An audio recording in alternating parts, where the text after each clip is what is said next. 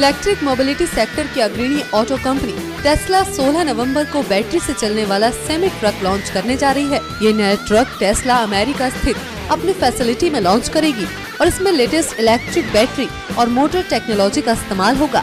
Tesla ने semi truck का teaser भी जारी किया है।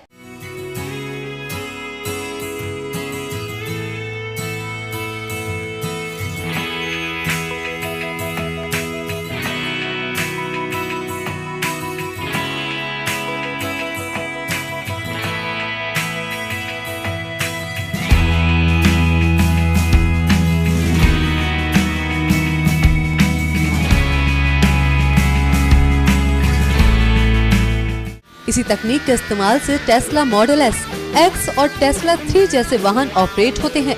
ओवरऑल डिजाइन, लैंग्वेज और भविष्य की जरूरतों के लिहाज से देखें तो टेस्ला का यह सेमी इलेक्ट्रिक ट्रक क्रांतिकारी साबित हो सकता है।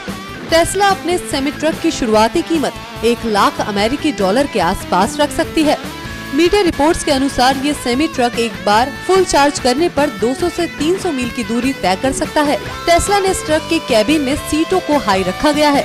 इसमें LED day time running lights, इसमें नारंगी LED मार्कर लाइट्स है, जो कि अमेरिका में बड़े ट्रकों के लिए अनिवार्य है। इस इलेक्ट्रिक सेमी ट्रक में टेस्ला क्विक चार्जिंग फीचर दे सकती है।